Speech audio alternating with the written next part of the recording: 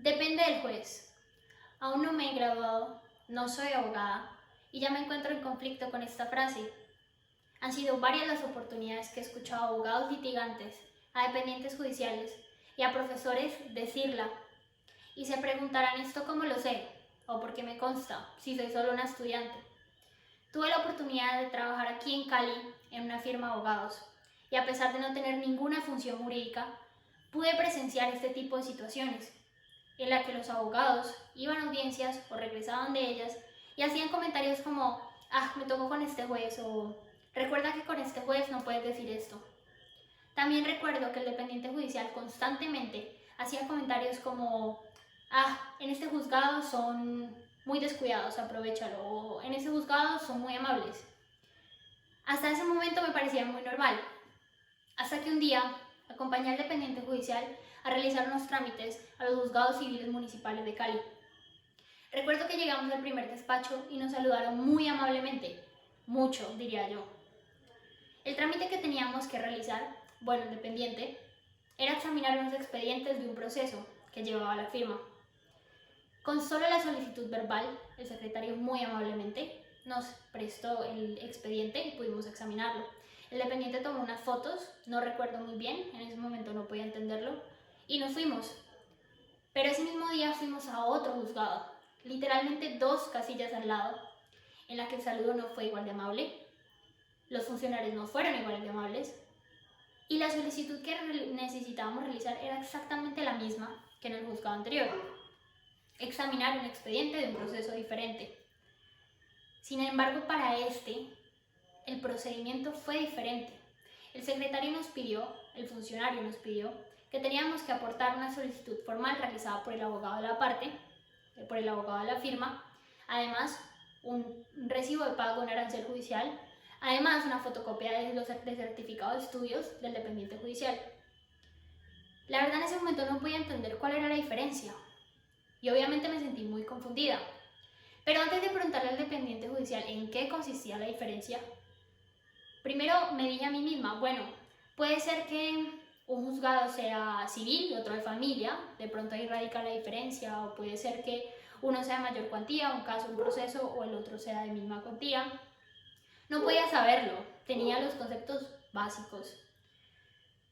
Sin embargo, en el momento en que le pregunté al dependiente cuál es la diferencia, por qué es diferente en un juzgado hacer un trámite y en otro tan diferente, me dijo, es que depende del juez. En ese momento no se me generó ninguna inconformidad. La inconformidad vino después, cuando tuve que cursar Derecho Procesal Civil.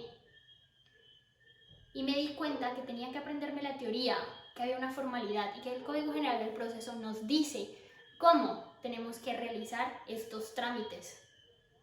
Para todos. Y no solo estos, muchos otros. Entonces no entendía por qué en la práctica dependía del estado de ánimo o de la forma de ser de los funcionarios judiciales de los despachos. Esa incomodidad de no entender por qué la teoría tenía que ser tan diferente a la práctica. Tener que memorizarme la teoría para llegar a la realidad y que sea tan diferente. No entendía por qué y le manifesté esta inconformidad a todas las personas que pude. Y estas personas me decían, es normal, pasan todas las carreras. En todas las carreras la práctica siempre va a ser diferente a la teoría. Y bueno, sí, puede pasar, pero para mí, en mi carrera, significa un problema. Porque para mí el derecho en algún momento va a significar que unas personas pongan su vida en mis manos. Es lo mismo como si un médico se gradúa de medicina y al entrar en la práctica se da cuenta que el cuerpo humano es diferente. O es como si un ingeniero civil, al graduarse, se da cuenta que los cálculos que le enseñaron toda su carrera son diferentes a la hora de construir un puente. Yo lo asimilé a esa situación y me parece que debería ser así, debería ser un problema. No podemos depender del estado de ánimo de un juez. Sin embargo, concluí que la teoría sí es muy importante y que no nos podemos dejar desanimar por esto. La teoría es la forma en que podemos alivianar la justicia que está tan enferma. es la forma de educar al juez y a los funcionarios que no actúan conforme al Código General del Proceso, sino conforme a su estado de ánimo. Entonces un día nosotros como abogados podremos reemplazar la palabra depende del juez por un depende de nosotros, comprendiendo la teoría, acatándola, llevándola a la práctica tal y como es, educando al juez y a los funcionarios. Gracias.